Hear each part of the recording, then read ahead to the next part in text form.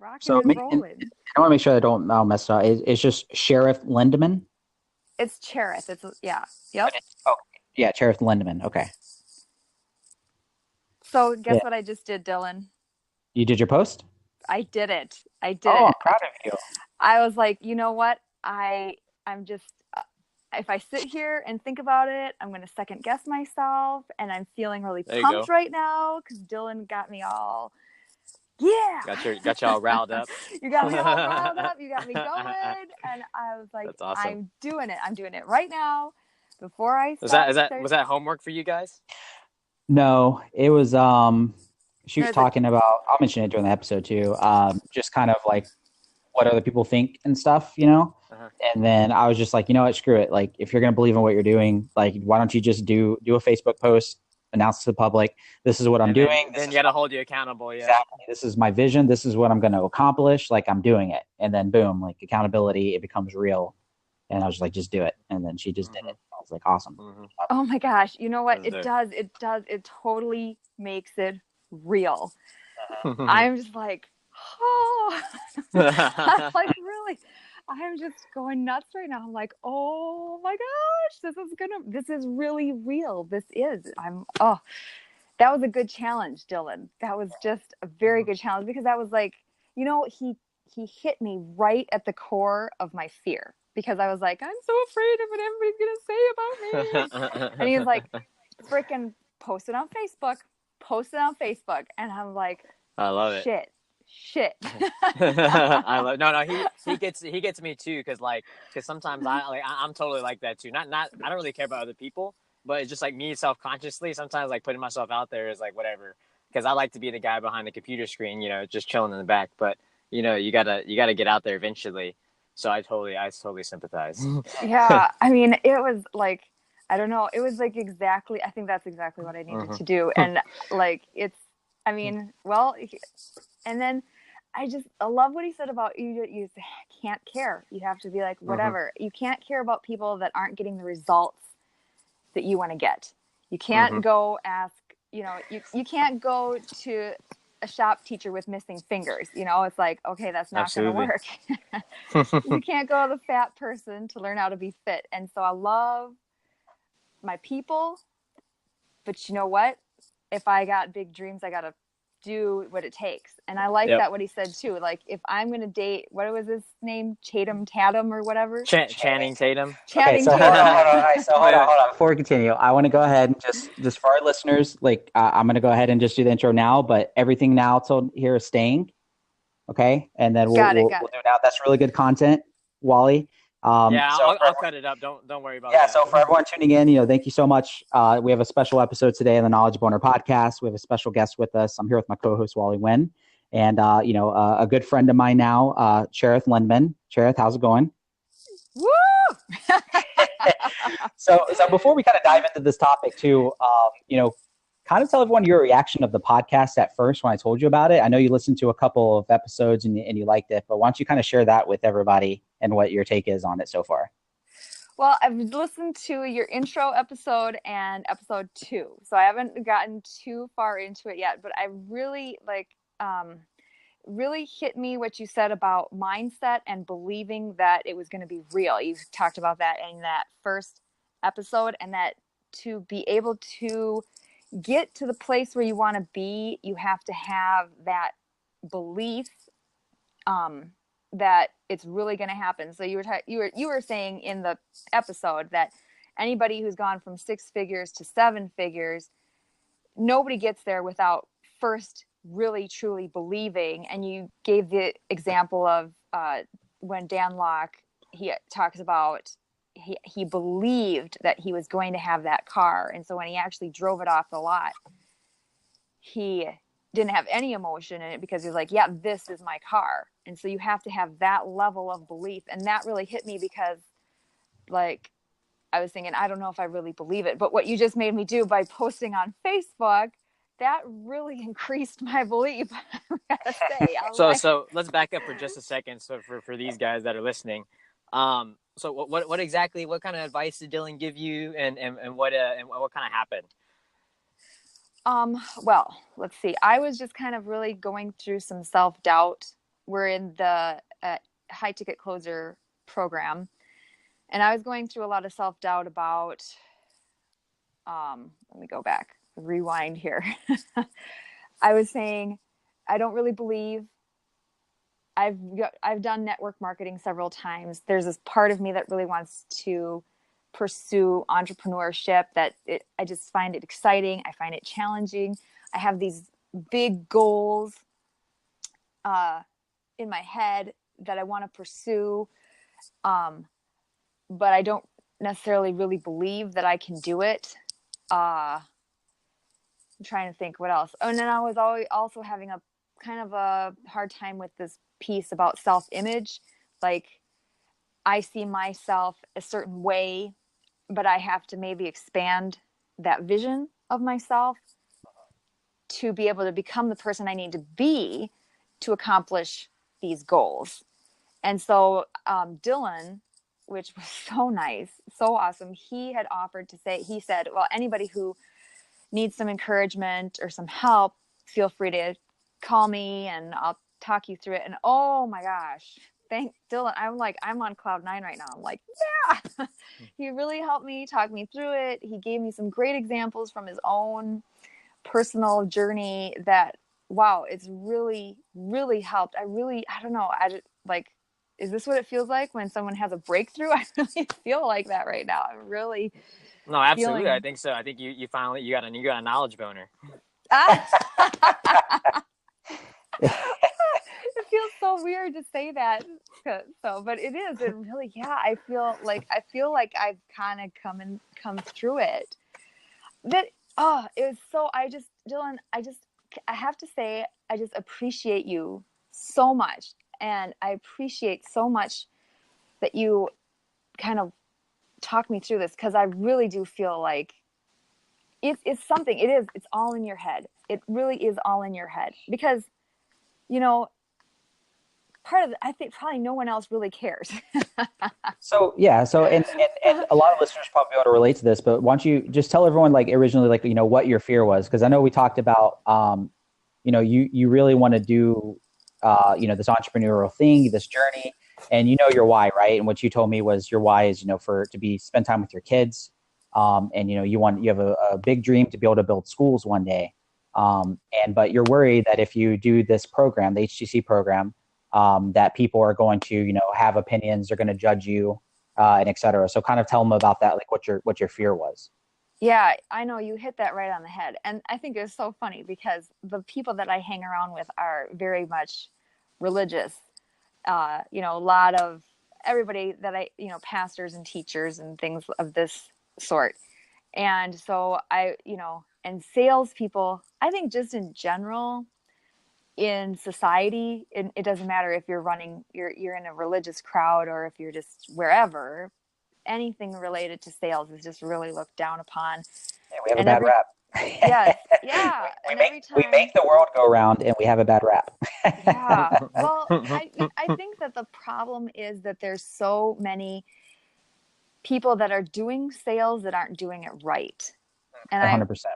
And I think that is what really, I feel like maybe 90% of the people out there doing sales are doing a really crap job of it. And I think that's what I really like about this program that we're in, because he just talks about listening, finding the person's pain point. And I think that's just really what it boils down to, is just really helping people. And that's really what it is. And helping them to get over their own bullshit, to see, no, this is what you need to do. This is the next step you need to take, which is exactly when I was making the decision to join HTC, I actually ended up being on a call with somebody. And that's exactly what he did. He just listened to me. He heard what I had to say. He heard my pain. And I didn't feel like he was selling me at all. I just felt like he understood where I was coming from, and he just helped me work through it. And I feel like that's kind of really what sales is. It's just, you want to do this, but you just have this block for whatever reason it is. And the salesperson is just understanding you, helping you get past that, and saying, no, you are worth it. You are worth investing in. It is worth investing in yourself. It is worth taking that step, taking that leap, or you are worth getting that new watch, or you are worth doing this. This is the thing that you need to do to move, to become the better version of yourself. I like that, what he said about. Yeah. And so the topic today for everyone listening, is really, I want to hit on, you got to understand when you first get into entrepreneurship, I wholeheartedly believe this. I've heard this from other people before, and it's just so true. I'll share my story with it. Wally will definitely share his, but I think that your family, your close friends and family, when you decide to become an entrepreneur, become public enemy number one. Like, hands down, that is there is so much truth to that. Your family and your friends can either make you or break you. When you kind of step outside that norm, and they have good intentions, right? Like, your people close to you, they want to protect you. They give you their opinions. They want to hold you back. They don't want to see you go through failure. They don't want to see you go through pain, which is ironic, because, as we all know, in order to grow, we have to have failure. We have to have pain. We have to experience those experiences. So, when I first got involved in entrepreneurship, it got so bad to where it was just, my own mom was, talking on the phone, and, I was saying, when are you going to get a job? Like, when are you going to do this? Like, why? Literally said, why are you taking the easy way out? Like, why are you leaving school? Like, you're taking the easy way out. And of course, my brain's like, this is the easy way out. Like, oh my gosh, like, this is not easy at all. It got so bad to the point where I literally had to tell my family when they call me, like, look, if every time we have a conversation, if you're going to bring up what I'm doing and you're just going to be negative, like, do not call me anymore. I put my foot down and I told everyone, like, I don't want to hear from you. Don't talk to me. Like, if you're going to be negative, like, that's it. But if you're going to be supportive, you want to have a normal conversation, I'll talk to you. So from that point on, it's like, and it worked. Like, I was very clear, like, this is what I'm doing and this is what's going to happen.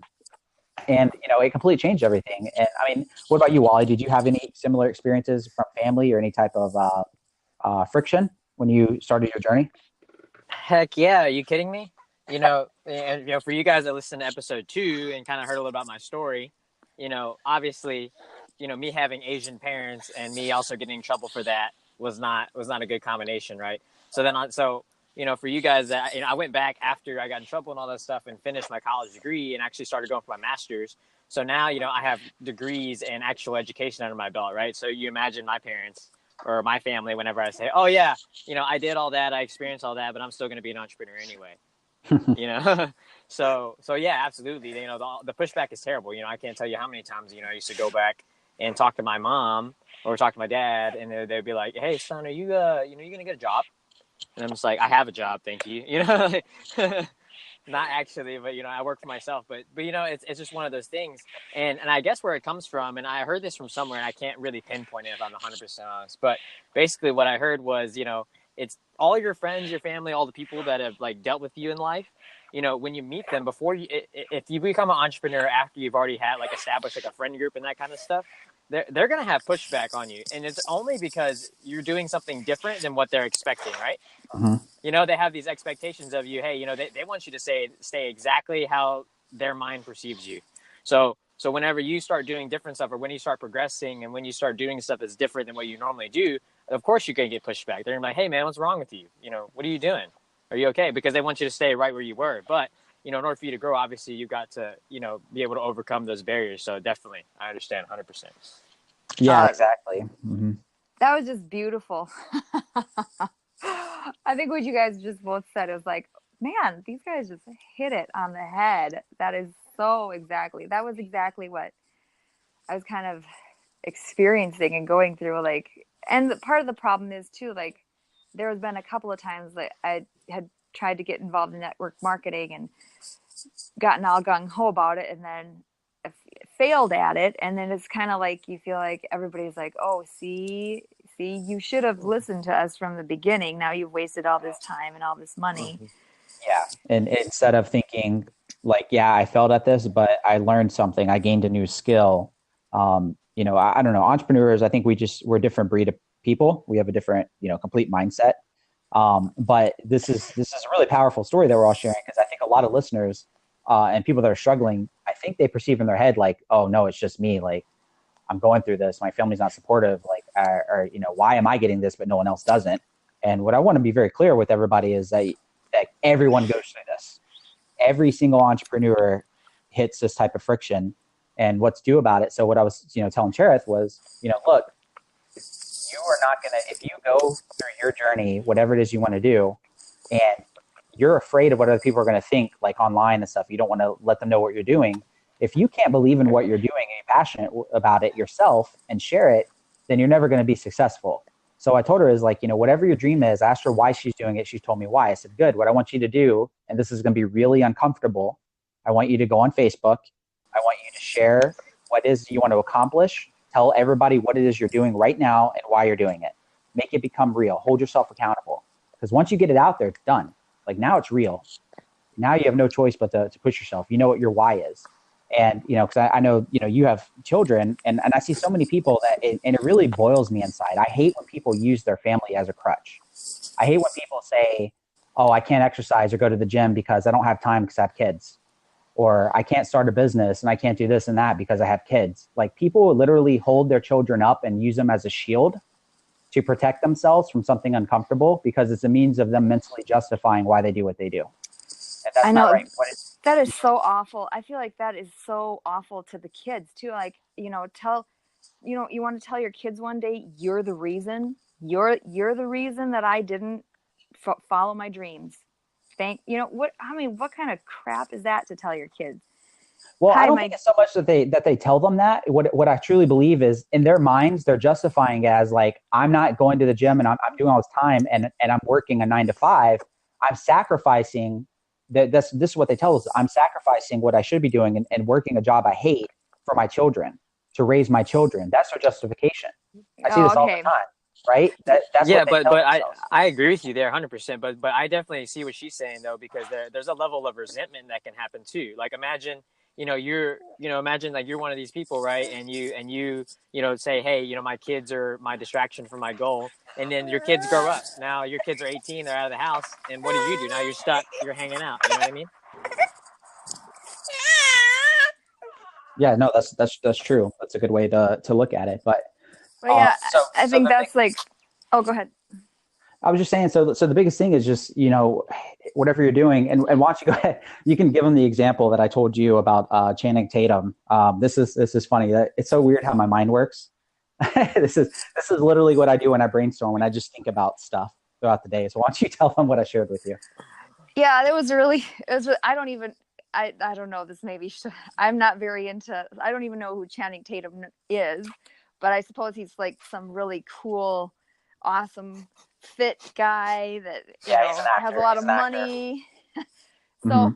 But he was just saying that Channing Tatum just got a divorce. So there's all these women out there saying, "Oh, he's single! Yay! We got it now. How can we're gonna get it? We have a chance. We have a chance to date Channing Tatum." And so Dylan said, "Well, if I was a girl and I want to date Channing Tatum, I would have to say to myself, who do I have to be in order to be at that level that he would even look at me, that he would even because there's some women out there, they're overweight, broke, and okay, well, what makes you think that Channing Tatum would even give you the time of day?" And even though that's like, but it made sense, because what he's saying is like, you have to become the kind of, if that's your goal is to date Channing Tatum, you have to think, well, what kind of person do I have to be in order to achieve that? And that made a lot of sense to me, because that's what, if I'm really serious about doing the big dreams that I have, if I'm really going to do it, I need to be able to expand myself, my point of view, my mentality, to say, what kind of person do I have to be able to accomplish this? And I also really liked what you said about not hiding behind, or being in the background, hiding behind. If I don't even have the courage to say what it is I'm doing, how do I expect it to ever come true? And so, yeah. 100%. And it comes to, because me and Wally can relate to this. Like Wally will do, if it comes to like hitting something and Wally has to pack up his stuff and move somewhere, like he'll tell you he'll do it. He's done it tons and tons of times. Same thing when I moved here to Florida, right? So even in that example, it's just, if I was a girl and it's like, okay, this is my goal and I want to do this, like, okay, am I willing to move to where he even lives. Like, how serious am I this? Am I just saying I dream about dating Channing Tatum, or do I want it to happen? So, okay, you move to the city, you get in excellent shape, you get a career field of maybe who you think that he'd be interested in. You study him, you see what type of girl he likes, you become that. So the day comes and you actually accomplish this and you're dating Channing Tatum, and people would look at you and be like, oh man, like, oh my gosh, you're dating Channing Tatum. It must be so exciting. And you look back and they're like, what are you talking about? What do you mean it's exciting? Like, I knew this was going to happen. I planned for this. Or either that, or they're going to say, oh, that's a lucky, you're lucky that you're dating Channing Tatum. So lucky, right? Yeah, exactly. And what people don't get is like, no, like that person would look at them and be like, you don't understand. Like, I was dating Channing Tatum this entire time in my head. I molded myself to become the person that he would even be interested in. And it's just like people can't fathom, or you tell them what they should do and they just won't do it. They just wouldn't do it because they're all taught. Right? If you're serious and you're head over heels for Channing Tatum, go prove it to me. I just like that, what you said. If you're serious and you want to do it, go prove it. That is, you know what? And I think that's kind of like when you were talking, you had given the example of when you were in high school and you guys were kind of not expected to do very well. And then you went and won the regionals, or I think it was what you said. And yeah. I feel like that was something that I was thinking of. There's a lot of people out there that are all talk and no backup. And I just like what you said. Like, if that's what you're going to do, then do it, prove it. And I think that's part of that whole exercise of go and post your big dream and tell the critics, tell your family, go and, because welcome the flack, welcome the rejection, welcome them telling you that you can't, because that means you're going in the right direction, that you're doing it. And so that's kind of, all right, this is what I want.